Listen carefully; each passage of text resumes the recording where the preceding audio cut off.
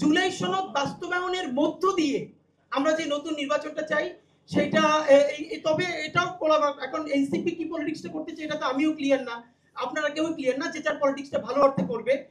কিন্তু এইটাকে সামনে রেখেও নির্বাচন যদি পিছিয়ে যায়, যে প্রচুর কাজ করে তারপর নির্বাচনটা করতে হবে, তাহলে সেটা আমাদের দেশের জন্য ভালো হবে না। তা আমাদের জন্য, এবং আমি ফাঁকে বলি যে শহীদ পরিবারকে তো আমরা সবাই যে যার কাজে ব্যবহার করি।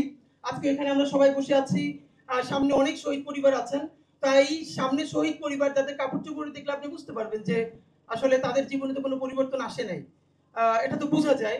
তো তাদের জায়গা থেকে এম্পাওয়ার্ড হয়ে আমরা যে যার কাছ থেকে পলিটিক্সটা করি, কিন্তু একদম বেশি নেমো খারাপ না হই, সবাই তো কম বেশি নেমো খারাপ, আমরা বড় অর্থে নেমো খারাপ না হই। এনসিপির প্রতি যেহেতু পাটোয়ারি ভাই আছেন, ওনার পলিটিক্যাল স্টেটমেন্ট আমি এনজয় করি, খুব রিয়েলি এনজয় করি, এবং আমি মনে করি প্রত্যেক দলে এরকম দু চারজন ব্যক্তি দরকার।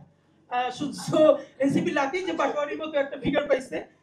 তো আমি যেটা খুব এবার ভালো করে এটা বলতে চাই, দেখেন সামনে ইলেকশনে, এটা আমি এনসিপি পলিটিক্স করি না, কোনোদিন করবো কিনা সেটাও জানি না, কিন্তু বাংলাদেশের নাগরিক হিসেবে, জুলাইয়ের একটা ছোট শরিক হিসেবে আমার ভীষণ চাওয়া যে এনসিপি এই জায়গাটা, মানে আগামী 5 বছরের ইলেকশনটা শুধু চিন্তা না করুক, এনসিপি আগামী 50 বছরের পলিটিক্সটা বাংলাদেশে করুক।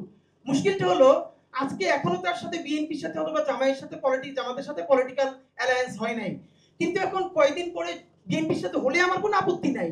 কিন্তু আজকে জুলাই সনদের ব্যাপারে যে বোল্ড স্টেটমেন্ট সে দিতে পারছে বা দেওয়ার চেষ্টা করছে, সেই ইলেকশনের জোট হয়ে গেলে সে কি তখন সেটাই হবে, নাকি তারা যখন মকাইল করে বলেছিল যে এটা সংস্কার কমিশন নাকি সালাউদ্দিন কমিশন, তো তারাও কি সালাউদ্দিন ভাইয়ের পকেটে ঢুকে যাবে কিনা?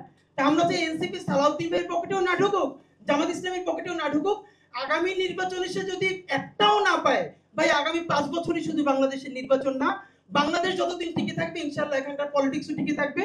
আমরা বরং চাই এই দুই বাইনারির মাঝখানে এনসিপির মতো আরো অনেক ফোর্স যারা নতুন একটা স্বপ্ন দেখাতে পারবে, এবং আমরা শত সমালোচনা করার পর সেই ফোর্সটা জারি থাকা জরুরি।